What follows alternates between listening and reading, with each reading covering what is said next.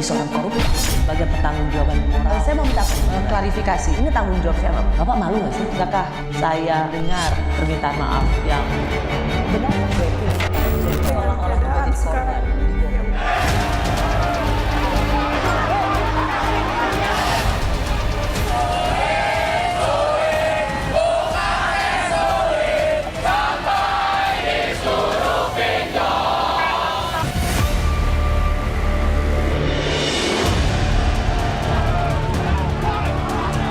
Rencana kenaikan uang kuliah tunggal atau UKT yang dilontarkan mantan Mendikbudristek Nadiem Makarim pada bulan Mei lalu memecah amarah para mahasiswa di sejumlah perguruan tinggi tanah air.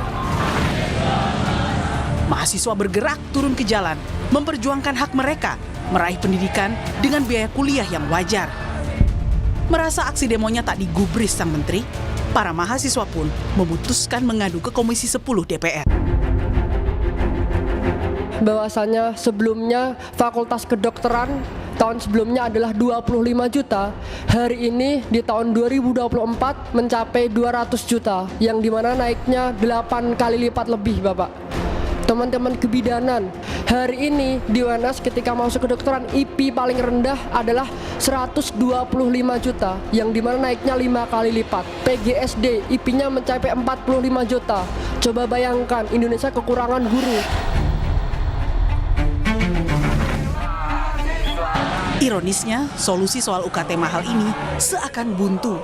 Pasalnya, mantan Menko PMK Muhadjir Effendi pun sampai mengusulkan agar mahasiswa memanfaatkan pinjaman online, pinjol, untuk membayar UKT. Usulan tak etis dari seorang menteri ini sebenarnya lebih dulu dilakukan Institut Teknologi Bandung. Kampus bertaraf internasional ini pada Januari 2024 menggandeng platform Dana Cita menawarkan cicilan uang kuliah tanpa DP dan jaminan apapun, namun memiliki bunga. Tawaran pihak ITB ini jelas ditentang para mahasiswa.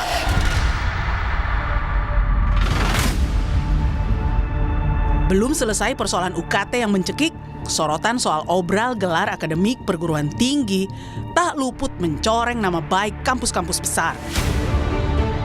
Publik gerah dengan mudahnya tokoh-tokoh terkenal dan berpengaruh begitu mudahnya mendapat gelar akademik yang setara doktoral hanya dalam waktu singkat. Akibatnya, kredibilitas dan integritas institusi perguruan tinggi yang mengeluarkan gelar akademik ekspres itu dipertanyakan hingga menelurkan petisi para alumninya.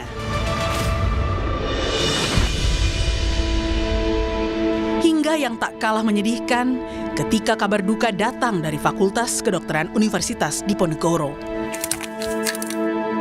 Dr. Aulia Risma Lestari meninggal dunia diduga bunuh diri akibat depresi usai lama mengalami perundungan dari seniornya di program pendidikan dokter spesialis Undip.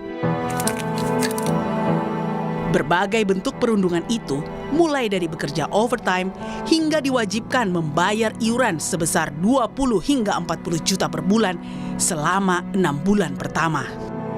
Akibatnya, Dekan Fakultas Kedokteran Undip pun dinonaktifkan.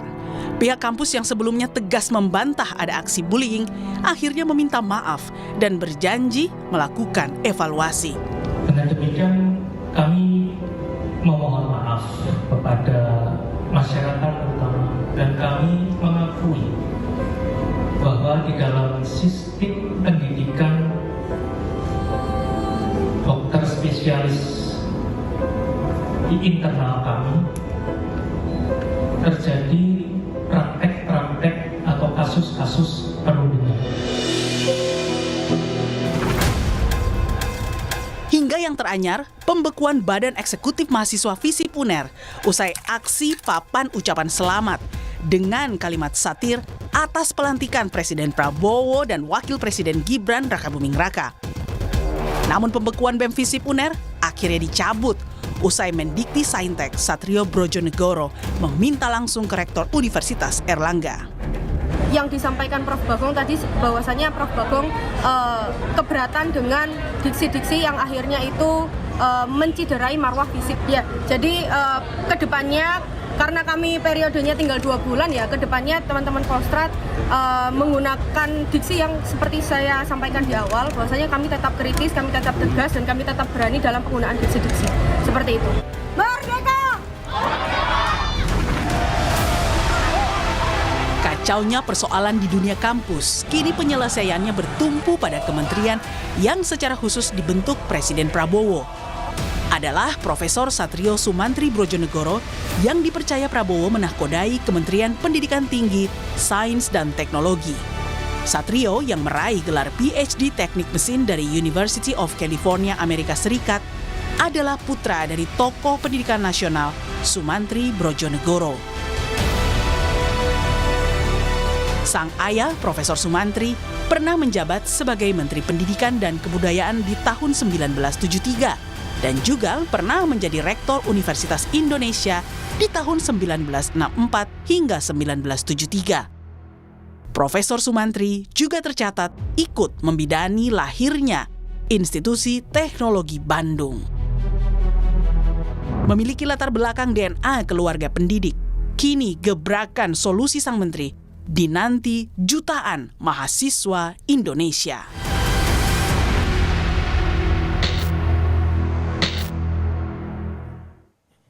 Selamat malam. Sudah bersama saya Menteri Pendidikan Tinggi, Sains dan Teknologi, Kabinet Merah Putih, Profesor Satrio Sumantri Brodjonegoro. Sebagai seorang ilmuwan, ia telah mengeluarkan karya tulis ilmiah atau jurnal yang mencapai lebih dari 120 publikasi. Selamat malam, Prof. Selamat malam, Ros. Terima kasih sudah menerima undangan hadir di Rosi, Prof. Terima kasih. Ayah Menteri Pendidikan juga sempat Menteri Pertambangan. Ya. Kini sang putra mengikuti jejak ayahnya menjadi Menteri Pendidikan. Tidak banyak ayah dan anak memiliki jejak karir yang sama seperti ini, terutama di dunia intelek. Dan tadi Prof dituliskan banyak orang juga merecognize keluarga Prof Satrio ini adalah DNA intelek. Banyak harapan pada Prof Satrio. Saya mau tanya dulu, Prof, ketika ditawari Pak Prabowo untuk menjadi menteri ini, apakah mengikuti jejak sang ayah menjadi salah satu yang membuat Prof Satrio, ya saya bergabung dengan Kabinet Merah Putih? Waktu saya dipanggil oleh Pak Prabowo, kemudian diminta untuk memegang pendidikan di dalam kabinetnya, dan beliau mengatakan saya perlu orang yang kuat untuk pegang pendidikan. Dan saya menjawab, baik, saya siap, karena saya merasa memang itu bidang saya, passion saya. Saya pernah menjadi Dirjen Dikti tahun 99 sampai 2007. Ya.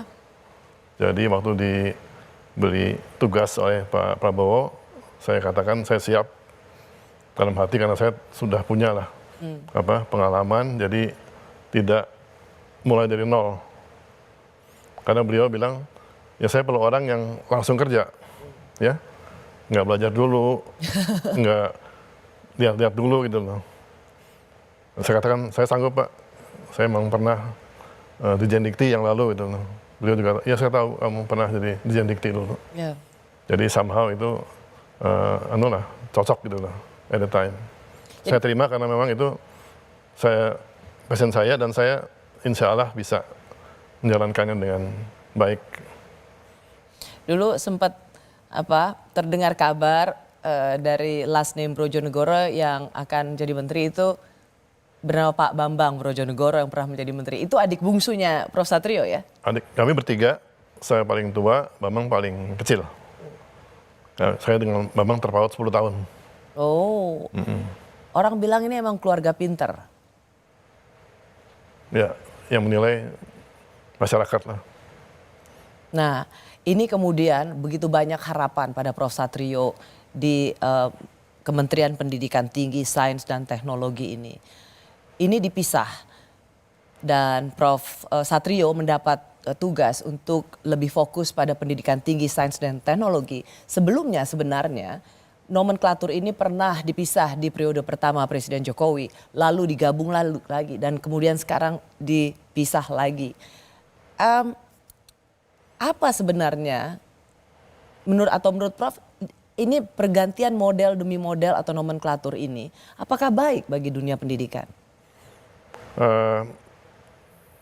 Nggak terlalu baik karena terlalu banyak nanti perubahan-perubahan, penyesuaian, kan memisahkan lagi, nanti menggabung lagi, terlalu banyak beban administrasi. Tapi kalau Rossi perhatikan, memang di dunia itu yang banyak digunakan adalah Ministry of Higher Education and Science. Menurut Prof ini adalah nomenklatur yang terbaik. Harusnya pendidikan tinggi sains dan teknologi ini memang dipisah dari pendidikan dasar dan menengah. Meskipun orang melihat bahwa yang namanya pendidikan itu kan sama dari dasar sampai pendidikan tinggi. Tapi menurut Prof ini yang terbaik? Paling tidak saya lebih fokus karena kan pendidikan tinggi dan sains teknologi itu terkait. Karena apa? Karena di pendidikan tinggi itu memang tidak sekedar belajar, tapi lebih kepada pengembangan pengetahuan. Makanya dibedakan dengan sekolah SD, SMP, SMA, itu persekolahan. Sedangkan di perguruan tinggi itu adalah pengembangan pengetahuan, knowledge development. Dan untuk bisa mengembangkan knowledge, perlu mengadakan riset. Yang kemudian mengembangkan sains dan teknologi. Jadi itu memang lebih tepat kalau seperti ini gitu. Tidak ada ilmu pengetahuan tanpa riset yang kuat. Nggak mungkin. Ya, Prof, orang banyak mencibir melihat dunia pendidikan kita. Saya akan fokus pada pendidikan tinggi. Ya. Profesor Satrio ini juga sudah bukan orang baru di kalangan pendidikan tinggi. Ya. Menjadi dirjen hampir puluhan tahun rasanya. 9 tahun. 9 tahun menjadi dirjen Dikti. Tapi ada orang melihat tetap banyak carut marut di perguruan tinggi kita. Sebagai orang yang langsung bekerja, apa yang Prof ingin petakan dari persoalan yang begitu mendasar di perguruan tinggi kita? Baik, jadi yang pertama kali saya lakukan adalah melihat kembali semua regulasi yang ada. Kenapa kok bisa seperti ini kondisinya sekarang? Gitu. Harusnya kan. Tapi Prof setuju bahwa memang perasaan banyak orang melihat dunia pendidikan tinggi kita semakin mencemaskan dan carut marut itu benar adanya. Ini sebuah perasaan yang valid. Saya merasakan seperti itu juga. Makanya waktu diberi tugas oleh Pak Prabowo, beliau sempat bilang juga, tolong bereskan pendidikan. Saya katakan, saya siap Pak. Jadi sampai berguru juga, kalau nanti kamu nggak bisa bereskan, saya copot. Oh siap. Ya kan? Jadi beliau juga peduli seperti itu. Dari semua carut marutnya dunia pendidikan tinggi kita, Prof, mana yang Prof lihat paling fatal dan mana yang akan paling cepat Prof Satrio bereskan? Jadi yang pertama kali saya bereskan dulu dalam waktu dekat adalah membereskan semua regulasi yang ada. Karena banyak sekali regulasi yang dibuat oleh kementerian selama ini, setelah saya nggak lagi dirjen, sampai kemarin-kemarin, terlalu banyak menuntut perguruan tinggi untuk berprestasi dalam pengertian pencapaian ranking dunia, kemudian. Mengapa itu menurut Prof tidak perlu menjadi sebuah ambisi yang layak diperjuangkan? Karena pada dasarnya mengakibatkan kampus kita fokus ke sana, tapi lupa kepada masyarakat. Ya, jadi banyak sekali hal-hal di mana kampus lebih peduli pada menciptakan paper yang baik sekali sih, itu harus dan bagus itu. Tapi itu kan sangat mahal. Dan mungkin untuk 1-2 orang oke lah yang memang bidangnya bidang ilmu murni misalnya. Tapi kalau bidang terapan, kenapa nggak kita bikin, Indonesia kan punya industri sekarang itu. You don't have industry at all. Teman-teman tadi banyak sekali yang hebat-hebat itu. Kenapa nggak bikin pabrik Indonesia gitu loh? Kita bisa kok. Bikin listrik kita bisa bikin, harusnya itu. Tapi kan bisa bikin. Karena nggak fokus di situ mereka. Kebanyakan mereka cari nulis yang paper publikasi gitu loh. Mau bikin yang itu, yang terapan, applied, pangan misalnya. Kan Pak Prabowo targetnya kan swasembada pangan, swasembada energi, air harus tersedia itu untuk air bersih untuk masyarakat itu. Kan kampus bisa turun tangan di situ. Pangan kita bisa bantu. Tapi teman-teman di kampus merasa kalau kita penelitian mengenai pangan nggak masuk Scopus atau jurnal internasional, nanti kita peringkat dunianya nggak tercapai. Terus juga ada aturan lagi nih, Ros. Kalau tidak publikasi yang internasional, maka akan dikurangi tunjangannya. Kan takut semua, guru besar itu. Oh, jadi Prof. Satrio akan membuat satu gebrakan, bukan itu yang dikejar, membuat jurnal-jurnal ilmiah mahal sehingga menaikkan urutan atau peringkat kampus Indonesia di mata dunia, bukan itu yang menjadi target dari pemerintah. Jadi saya katakan, dan itu akan Prof. Satrio ganti. Saya katakan gini, not only that, nggak hanya itu gitu loh. Yang memang di situ fokusnya silahkan, tapi yang lain kita do something for Indonesia itu loh. Itu mesti industri yang bagus, startup yang kuat, kita belum punya juga. Padahal mereka punya potensi gitu loh. Tapi kalau bikin startup kan nggak ada papernya, nggak dihitung untuk ini, untuk apa ranking dunia. Papernya kan nggak banyak. Terus ada juga aturan harus cari uang. Kamu cari uang supaya, karena ada penilaian akreditasi oleh BAN PT kita, Lembaga Akreditasi Nasional. Itu kalau uangnya banyak, dia tinggi peringkat akreditasinya itu. Nah kalau cari uang, yang paling gampang apa? Ya sorry to say, SPP dinaikkan. Itulah yang menjadi jeritan mahasiswa sampai juga, saat ini. betul. Karena kampus ditargetkan untuk cari uang. Iya, karena yang dihitung juga selain dari dosen, juga berapa uang kamu punya gitu loh. Apa yang dapat Prof. Satrio lakukan untuk mengubah ini? Oh, regulasi. Dibenahi semua, KPI juga harus diubah lagi, KPI-nya jangan KPI yang mendorong ke arah seperti itu, komersialisasi. Jadi KPI kita ubah semua, kita buat dosen-dosen kerja dengan nyaman, tenang, nggak ada masalah. You mau di bidang pertanian, mau di bidang fisika murni, dua-duanya itu bagus gitu loh. Meskipun nggak Scopus nggak apa, yang penting you punya karya nasional, karya untuk masyarakat. Oke, Prof. Satrio, saya juga ingin masuk ketika Prof. Satrio mengatakan bahwa harus diubah KPI atau target kampus-kampus di Indonesia. Juga ada pertanyaan soal kampus yang sekarang dianggap melempem dan anti kritik.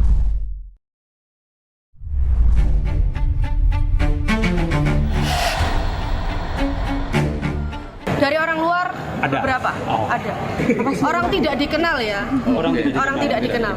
Kami tetap kritis, kami tetap tegas, dan kami tetap berani dalam penggunaan diksi-diksi. Cuman saya akhirnya akan berkonsultasi dengan LBH untuk menindaklanjuti demikian, seperti itu. Untuk meminta konsultasi apa tindakan yang perlu saya lakukan berikutnya.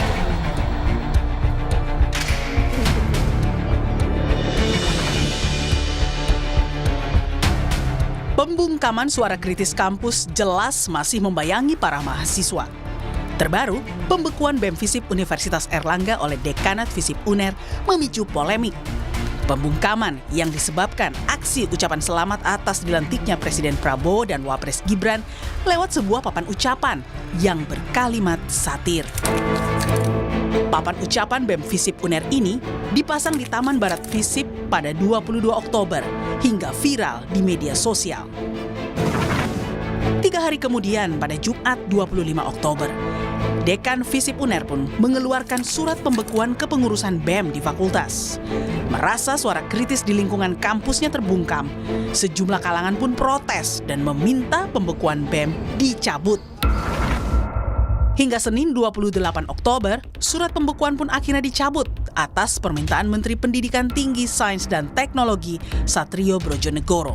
Kami sudah bertemu, sudah berbicara dari hati ke hati. Jadi intinya detik ini juga Dekanat akan mencabut SK pembekuan kepengurusan BEM Visip UNER.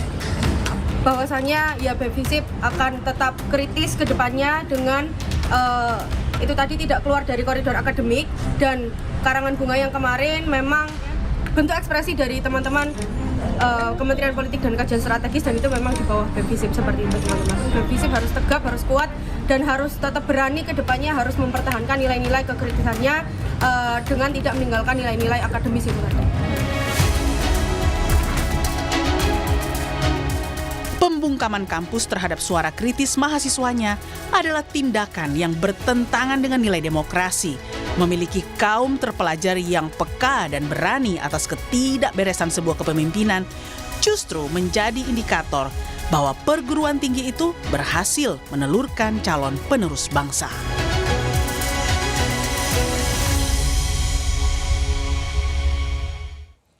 Masih bersama saya Mendikti Saintek Profesor Satrio Brojonegoro yang pernah menerima anugerah Order of the Rising Sun Gold Race with Neck Ribbon dari pemerintahan Jepang karena dinilai berjasa mengembangkan kerjasama Indonesia-Jepang dalam dunia pendidikan. Prof. Satrio, sebelum saya masuk ke yang paling baru dari dunia kampus yang dianggap pembungkaman suara kritis, saya mau tanya dulu pada Prof. Satrio. Apakah Prof. Satrio mengiyakan ketika ada pendapat yang mengatakan kampus kita ini sekarang daya kritisnya sudah melempem? Yes, betul, memang berkurang. Dan itu saya paham juga karena memang saat ini terlalu banyak regulasi-regulasi yang membuat dosen-dosen juga tidak punya waktu untuk berpikir kritis, tidak punya waktu untuk berpendapat karena dibebani juga dengan beban administrasi. Selain dari dia mengajar atau meneliti, dibebani juga dengan beban tadi dan target-target mereka untuk... Oke, kalau sampai di situ Prof, maaf saya potong. Kalau mahasiswanya yang kritis, kalau dosennya sudah nggak bisa kritis lagi karena banyak terbebani dengan pekerjaan, kalau mahasiswa kritis, kenapa sering sekali mendapat pelarangan, pembungkaman, seperti yang kita misalnya lihat. Terlepas kita tidak setuju apa yang dikatakan oleh BEM Airlangga, tetapi dengan perintah pembekuan BEM, itu kan BEM Visip Unair itu kan tidak ada hubungannya dengan pekerjaan dosen. Ini hubungannya dengan otoritarianisme dari pihak kampus. Ya, jadi pada dasarnya kita kan kasih kebebasan akademik full dosen mahasiswa di kampus itu. Makanya saya perjuangan dari awal tahun 2000, kampus harus otonom, ya, tata kelolanya harus otonom supaya dia punya kemampuan berkembang, kreativitas, termasuk mengkritisi perkembangan yang ada. Nah, dalam perjalanan ke sini, begitu banyak regulasi ditetapkan untuk kampus-kampus itu, beban anak-anak juga terlalu berat di kampus dengan beban kuliah, kemudian target-target dari kampus supaya anak-anaknya juga lebih banyak yang lulus dengan baik. Dan ada juga yang masih kritis, ternyata kan dosennya juga yang menghambat. Jangan sampai kritis gitu kan. Jadi memang harus dikembalikan lagi rohnya perguruan tinggi itu. Makanya saya terus berjuang supaya ke depan tiap kampus itu otonom, punya kemandirian di dalam membuat kebijakan, mengurus diri sendiri dengan satu janji bahwa akan memberikan yang terbaik untuk masyarakat. Sebagai seorang Menteri Pendidikan Tinggi, apakah Prof punya kemauan atau ingin melihat kampus kita kembali seperti yang seharusnya. Yang seharusnya. Yes. Moral force. Yeah. Dia menjadi tempat berpikirnya kelompok intelektual dan rumahnya demokrasi Indonesia. Apakah Prof tidak memiliki kepentingan kampus kita matinya para intelektual sehingga tidak memberikan kritik-kritik yang bisa cukup keras ke pemerintah? Saya justru mengharapkan mereka kritis. Itu saya mau, makanya saya kasih mereka be critical dalam segala hal. Jadi menjadilah tempat di mana kalau masyarakat butuh sesuatu datang ke kampus untuk minta pendapat, minta advice, minta masukan dan sebagainya. Makanya Prof menelpon Rektor Unair supaya membatalkan pembekuan BEM Visip Unair. Karena menurut Prof Satrio itu sesuatu yang sangat bertentangan dengan kehidupan intelektual dan kebebasan berdemokrasi di dunia kampus. Harusnya memang tidak boleh dibekukan. Kalau memang anak-anak itu ya mungkin terlalu kasar misalnya itunya kata-katanya ya diminta buat santun lah gitu. Nggak bisa juga ya udah hapuskan aja itu. Selesai kan? Maksudnya hapuskan? Itu yang dokumennya atau bunganya atau apa? Karangan bunganya ya tinggal dibuang aja. Bukan berarti BEM yang harus dibekukan. Selesai kan gitu. Mengapa sekarang kelihatan kampus begitu takut untuk mengkritik? Apakah karena posisi rektor ini bagian dari yang dipilih oleh pemerintah sehingga mereka harus macam cari muka pada pemerintah? Kami dari pemerintah tidak akan minta mereka cari muka, terserah mereka. Tapi mereka mungkin punya kepentingan lain, ya itu kan memang dari mereka sendiri gitu. Tapi kami tidak pernah mencoba untuk mengaruhi kampus supaya kita hanya minta kampus supaya jadilah yang terbaik. Karena Anda pakai uang rakyat, ya make sure pendidikan itu baik, bermanfaat buat rakyat juga gitu kan. Kita minta as simple as that itu. Tapi kalau mereka punya kepentingan lain, agenda lain ya kadang-kadang bisa konflik nanti itu. Betul, tapi Prof melihat nggak sih semacam sudah ada perbedaan sekarang gerakan kampus, Ada. lalu kemudian pemilihan rektor seperti pemilihan pilkada yang ramai dengan sekarang, sehingga seorang rektor itu tidak lagi menjadi pimpinan kelompok intelektual, tetapi lebih kepada lompatan untuk jabatan politik. Makanya kalau pilihannya kayak model sekarang, kan saya bilang kampus-kampus. Maaf ya, ini lembaga pendidikan tinggi, bukan partai politik. Jadi kalau mau pilihan pun jangan gunakan demokrasi, ya. Tapi gunakan adalah mencari orang yang terbaik untuk bisa memimpin kampus. Nah kalau kita pakai pola seperti pilkada, itu kan nanti kan orang daftar dulu kan, yang nyalon siapa? Saya mau calon rektor Ada nih. tim Gitu. sesnya. Nah, masukkan nama itu loh. Nah, kalau udah seperti itu, maka begitu kita pilih di atas untuk menentukan rektornya, kementerian, dapat orang, ya gimana? Kan cuma 3 itu yang masuk. Padahal yang bagus dari tempat lain itu. Nggak ikut yang bagus ini. Ini nggak begitu bagus ini. Tapi karena udah pilih 3 ya udah. Saya pilih yang memang yang sesuai dengan urutannya gitu loh. Itu aja udah. Tapi kan we don't have the best. Dan mereka itu akhirnya apa? Harus semacam melayani konstituennya kan? Karena ada kelompok di kampus yang yang milih-milih dia pendukungnya, kan. ya. Jadi persis seperti itu. Tapi orang melihatnya begini, sejak ada golden share atau saham suara dari Menteri Pendidikan, maka itu yang membuat rektor ini adalah hanya sekedar kepanjangan tangan pemerintah.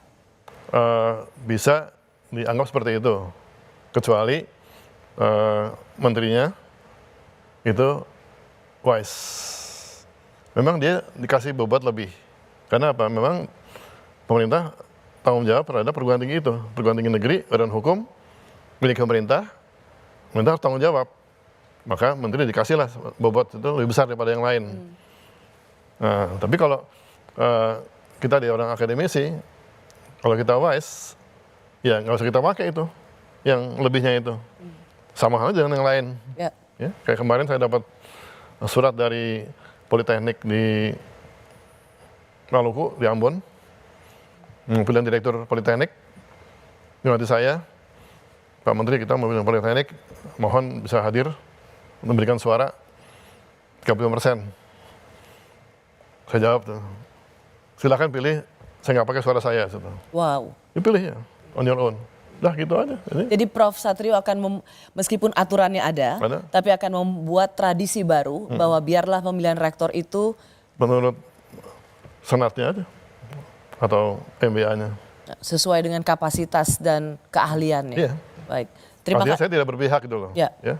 Saya nggak gunakan suatu saya yang lebih itu nggak saya gunakan itu.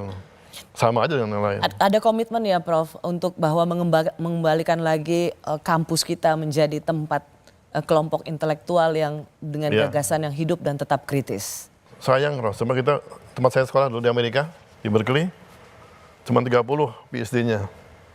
Di jurusan saya mesin, teknik mesin Berkeley. ITB saya ini mesin ITB, saya pernah ketua jurusan, 60 kita punya PhD, ITB loh. Di dunia mana ITB? Nggak kelihatan kan? Berkeley kan nomor 3 dunia, bidang saya itu. Jadi emang something wrong. Memang saya lihat sini, kampus kita tidak diberikan freedom yang cukup untuk bisa dia berkreasi, berinovasi.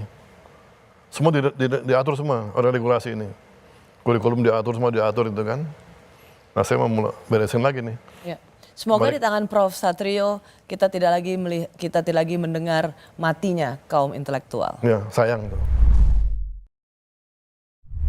Kalau yang berangkat dengan ikatan dinas, orang departemen misalnya disekolahkan untuk belajar di sana, dia harus pulang segera. Tapi kalau yang memang dia itu bebas, nggak ada instansinya, baru mau belajar untuk bekerja, memang kalau dari sisi kepatutan harus pulang kan. Tapi kan kita tahu juga kalau dia pulang nggak punya kerjaan juga nggak baik, dan kalau pemerintah memang tidak mampu untuk memberi dia pekerjaan juga sulit. Jadi kita kasih waktu mereka, oke.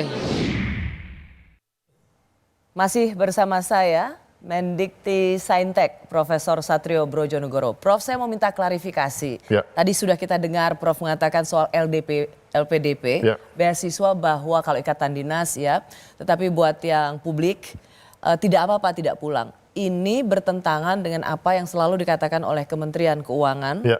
yang membawahi LPDP bahwa siapapun penerima beasiswa LPDP, dia harus pulang ke tanah air. Ya. Ini ganti policy lagi di bawah Prof. Satrio. Jadi betul, selama ini memang harus pulang, ada aturannya. Meskipun nggak dibilang kapan gitu ya, harus pulang.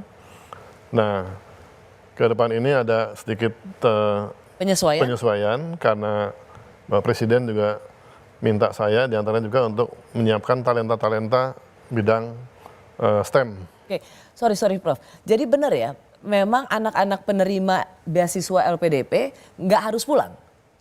Itukah yang kalau menjadi keputusan aturannya Prof. Satrio? memang harus pulang aturannya. Betul, tapi Karena ada perkembangan baru, permintaan dari Pak Prabowo juga supaya kita menyiapkan talenta bidang STEM, Science, Teknologi, Engineering, Mathematics. Beliau minta masukkan anak kita ke sekolah top dunia, terus dia sekolah sana sampai selesai, kalau perlu ke S2, S3, terus setelah itu pun postdoc dulu di sana, atau kerja di laboratorium top dunia, atau startup top dunia, kali pengalaman yang cukup besar, kemudian pulang ke Indonesia, bangun negara itu. Jadi ada additional waktu mereka setelah lulus itu. Oke, jadi maksudnya mereka boleh kerja di luar negeri? Boleh, maunya Pak Presiden seperti itu, Presiden. Jadi tidak harus langsung pulang untuk bekerja di luar negeri? Enggak. Apakah ini adil? Adil dalam konteks begini Pak, dimanapun penerima beasiswa, common practice-nya adalah dia memang harus kembali. Ya. Apakah itu ke perusahaan yang memberikan dia beasiswa atau ini negara yang memberikan beasiswa. Ya. Dia dibayari oleh masyarakat Indonesia melalui pajak. Ya. Tapi kemudian dia malah memilih bekerja di luar negeri. Is it fair? Oke. Diharapkan mereka itu kan memberikan manfaat yang terbesar untuk Indonesia. Dia sekolah ke luar negeri, kalau memang dia pulang, kemudian bisa bangun Indonesia, sangat baik seperti itu. Itu kewajiban utamanya. Ya. Kemudian ada yang masih membutuhkan waktu lagi untuk lanjut studi atau ikut penelitian di beberapa lembaga yang internasional dunia. Dia dapat pengetahuan makin baik lagi. Kemudian oleh kita kasih izin.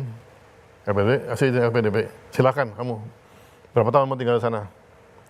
Untuk itu. Jadi seizin negara ini dia boleh untuk berkarya di tempat-tempat yang diperlukan supaya membawa pengalaman baik itu ke Indonesia. Oke, supaya Toh, kita akhirnya clear. pulang juga. Oke, supaya clear yang ditangkap. Jadi satu, beasiswa LPDP, pemberian beasiswa LPDP ini tidak lagi di bawah Kementerian Keuangan, tapi di bawah Mendikti. Mekanisme Saintek? pemilihan calonnya oleh kami, tapi untuk dananya dikembangkan sebagai dana abadi itu oleh Kemenkyu. Betul. Jadi kalau dulu kan proses seleksinya sendiri ada di bawah Kemenkyu. Kemenkyu. Sekarang akan diambil alih di bawah Ya. Prof. Satrio. Ya. Oke. Bukan tidak diwajibkan penerima LPDP bukan tidak diwajibkan pulang, tapi kalau mau bekerja boleh di luar negeri selama ada izin dari negara. Ya. Itu pun kalau misalnya temporer, mereka pulang setelah selesai. Tapi kalau misalnya dapat tempat posisi di lembaga internasional seperti UN, itu mungkin penempatan bertahun-tahun, negara kasih izin. Karena toh dia membawa nama negara.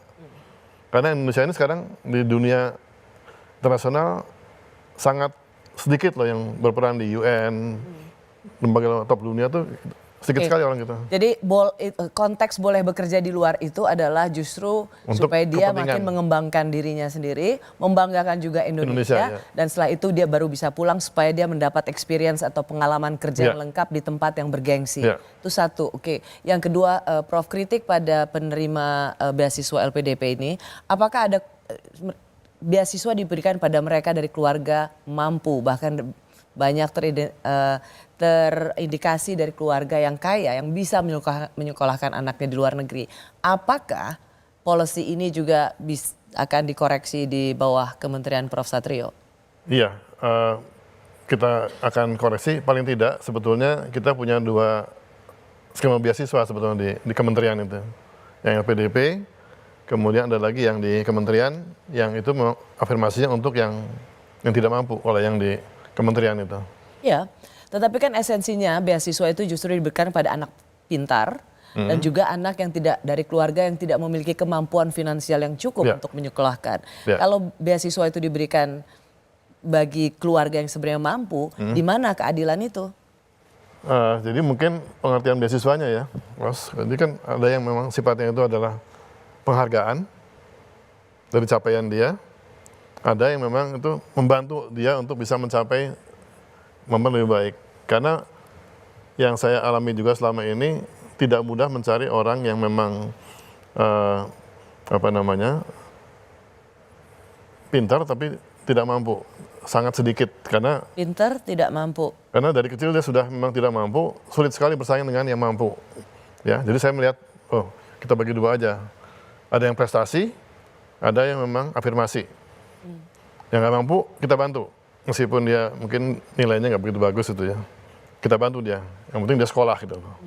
Kalau untuk afirmasi LPDP yang untuk di daerah-daerah misalnya di timur ada tuh. Ya, itu, daerah 3T. Kita kasih Prof, juga itu. ini sekedar masukan saja. Tidakkah background check keluarga itu juga menjadi penting untuk menjadi pertimbangan bahwa ada baiknya beasiswa ini diberikan mungkin yang kepandaiannya mungkin tidak sepandai si anak keluarga mampu ini, tetapi si anak yang pintarnya ini berasa tidak mampu sehingga dia justru bisa naik kelas dengan beasiswa dari negara.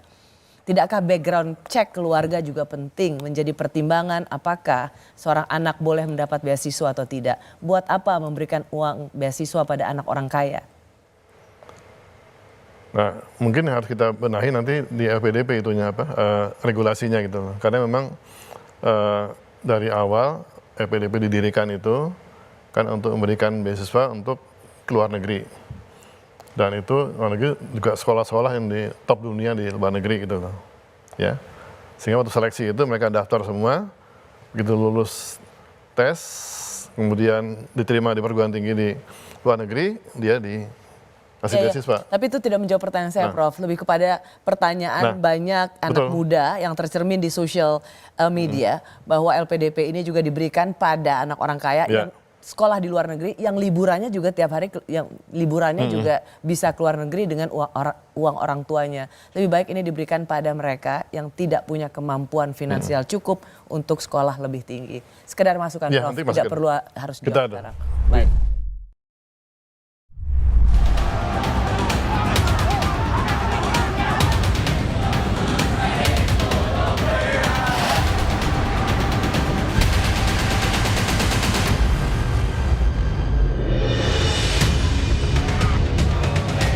Jalan memperjuangkan hak mendapat pendidikan tanpa tekanan biaya yang sangat mahal terpaksa dilakukan mahasiswa Universitas Brawijaya Malang. Mereka menolak keras kenaikan uang kuliah tunggal per semester yang mencapai 100 hingga 110%. Aksi yang sama juga dilakukan mahasiswa Universitas Riau. Mereka mendesak aturan kenaikan UKT lewat Permendikbud nomor 2 tahun 2024 harus dicabut.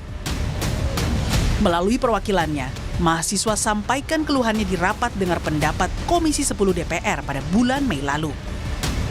Bahwasanya sebelumnya Fakultas Kedokteran tahun sebelumnya adalah 25 juta, hari ini di tahun 2024 mencapai 200 juta, yang dimana naiknya 8 kali lipat lebih, Bapak.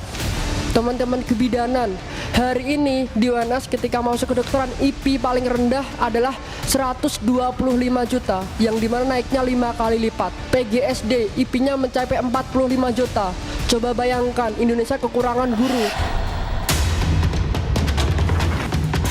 Berikut daftar UKT per semester di Fakultas Kedokteran pada 5 kampus.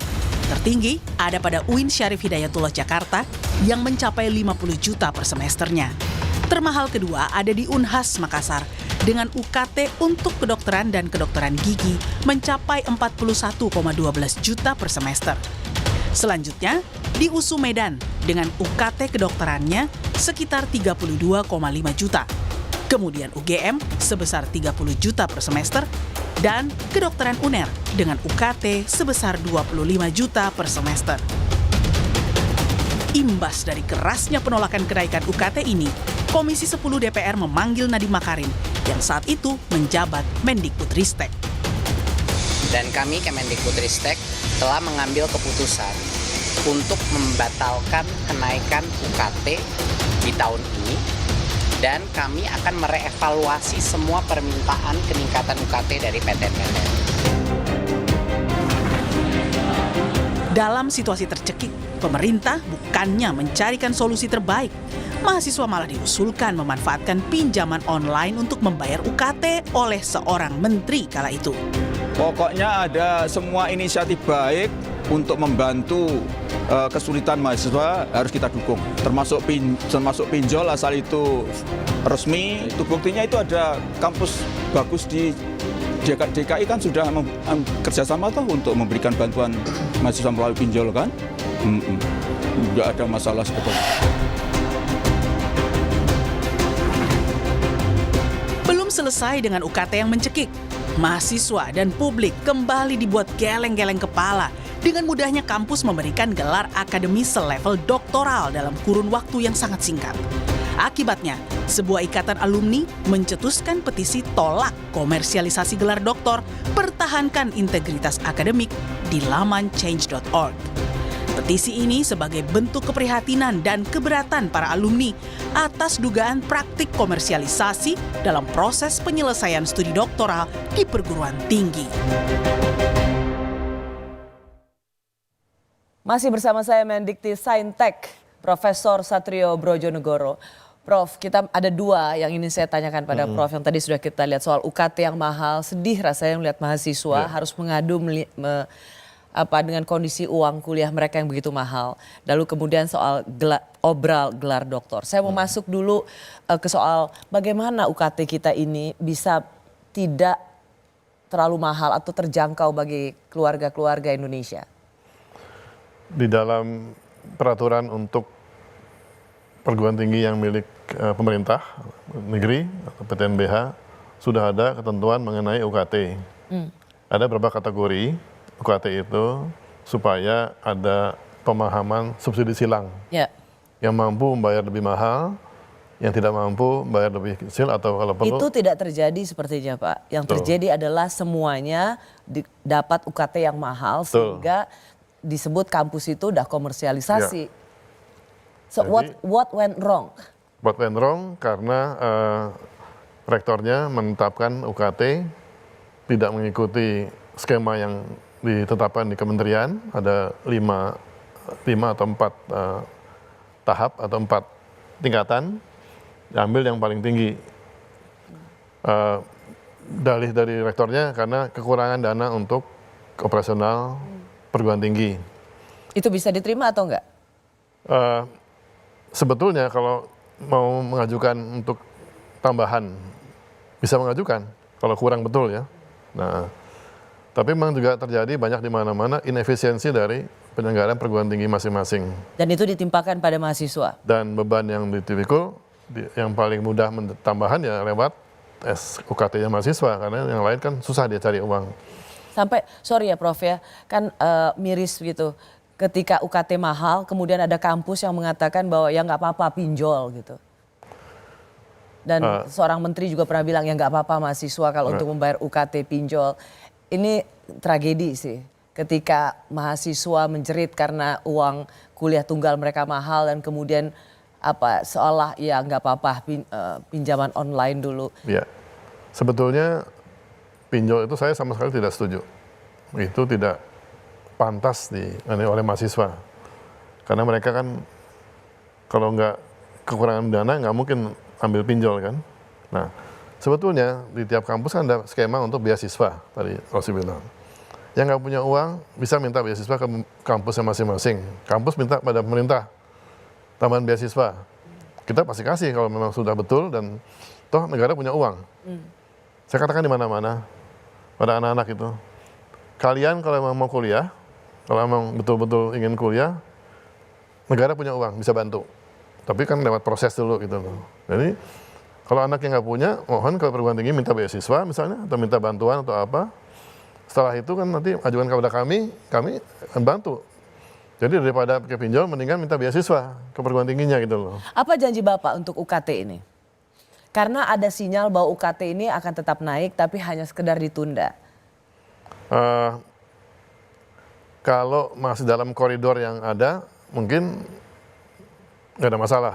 Tapi kalau melewati batas yang sudah ditetapkan, kita akan adakan suatu upaya untuk pemenahan kembali. Karena begini, dikatakan di sana, UKT itu harus dibuat berdasarkan kondisi kemampuan masyarakat setempat. Nah, kalau dia tidak bisa membuktikan bahwa evidence-nya bahwa memang yang diajukan itu sesuai dengan masyarakat, ya nggak bisa di itu dong. Saya ingin mengingatkan lagi apa yang dikatakan oleh Pak Prabowo pada tanggal 23 Mei tahun ini, Ya. 23 Mei lalu, di universitas yang dibangun oleh uang rakyat, maksudnya uang APBN, Betul. harus jangan tinggi, kalau bisa sangat minim atau gratis. Ya. Ini kita harus hitung dan bekerja keras untuk itu. Apakah janji ini adalah sesuatu yang akan direalisasikan, Prof? Itu sangat masuk akal, saya juga setuju seperti itu. Tinggal nanti kita mekanismenya bagaimana kita menghitung. Ya, kalau kita gratiskan, mungkin nggak semua, sebagian kita gratiskan, kita butuh berapa dari pemerintah itu. Dan kita lihat anggaran pemerintah untuk pendidikan juga sebetulnya ada cukup besar, meskipun banyak yang ke bagian lain ya. 20% nggak semua ke pendidikan soalnya tuh, masuk ke tempat lain juga. Tapi yang kita dapat dana kita sendiri kita bisa pakai untuk beasiswa. Jadi kita lihat nanti, yang betul-betul nggak punya uang, gratis bisa. Tapi yang memang mampu, ya sementara belum dulu lah, supaya membantu yang tidak mampu. Baik, terakhir Prof, ini yang juga cukup menggelitik. Jangan-jangan memang kampus ini sebagai tidak lagi menjalankan fungsi rumah intelektual, tapi juga rumah bisnis, sehingga juga tidak saja menerapkan uang sekolah yang tinggi, UKT yang tinggi, tapi juga kemudian mengobral gelar doktor. Dan di situ kita tahu mereka yang punya uang, punya kuasa. Profesor Satrio ini dari keluarga cendekiawan, ayah juga seorang profesor, menulis jurnal lebih dari 100 publikasi. Bangga nggak sekarang menjadi seorang profesor ketika gelar doktor dan profesor itu bisa abal-abal dan dengan beli ya ada harganya. Jadi ini flashback sedikit ya. Saya tanya itu, bangga nggak jadi profesor atau doktor kalau ketika semua orang bisa mendadak doktor dengan relatif cepat dan bisa bayar? Saya malah punya gerakan di kantor saya. Pokoknya mulai hari saya dilantik masuk kantor, jangan pakai gelar di nama saya. Just my name enough, karena nama itu sudah cukup berharga buat saya. Kalau melihat gelar, silakan lihat CV saya gitu loh. Nah, apa harapannya? Supaya orang juga jangan ngejar gelar itu gitu loh. Iya kan? Dulu pernah saya zaman dirjen, saya buat edaran tuh. Pejabat-pejabat yang pakai seperti itu, saya suratin satu-satu. Lebih personal lah, enggak. Mohon jangan digunakan, karena ini nggak betul. Mohon, tapi ya mungkin ada yang nggak terima, ya nggak apa-apa lah. Saya beritahu, tapi ya nggak penuhi, ya nggak apa-apa, itu hak dia kan. Jadi orang tahu kok mana profesor yang memang sekolah beneran sama profesor yang ini. Atau jadi kami dokter yang sungguhan ini merasa, kok begitu ya, udah deh nggak usah pakai aja deh kita. Just my name, enough gitu kan. Prof akan membiarkan kampus-kampus mengobrol gelar doktor bagi mereka yang punya duit atau yang sedang berkuasa? Tapi saya akan dengan cara saya menggunakan pendekatan social punishment aja. Saya katakan. Yaitu? Oh iya, seperti itu kan jatuh reputasi kamu. Cobalah. Dengan you berikan pada seperti itu, ya sorry to say, orang lihat, oh segitu aja kampusnya. Nggak berwibawa, yang wibawanya jatuh kan sama sekali kan. Ngapain nggak ada wibawanya. Jadi sebenarnya mereka menggali sendiri gitu loh. Kuburannya sendiri. Dengan begitu habis wibawanya, udah sorry itu saya. Gitu. Jadi ya, janganlah kita kembalikan lagi pada roh perguruan tinggi, kebenaran, wibawanya harus tinggi, biar masyarakat punya tempat bernaung. Perguruan tinggi sebagai tempat mereka bisa bertanya, minta pendapat, minta advice. Harus begitu, Ros. Prof Satrio, nggak usah pakai Prof. Orang juga tahu Anda penulis jurnal yang luar biasa aktif. Bapak Satrio Brojonegoro, Menteri Pendidikan Tinggi, Riset dan Sains dan Teknologi. Ya. Selamat bekerja. Terima kasih, Ros. Terima kasih, Pak Satrio. Ya, thank you. Terima kasih juga bagi Anda yang menyaksikan Rosi. Sampai jumpa Kamis depan, tetaplah di Kompas TV, independen, terpercaya.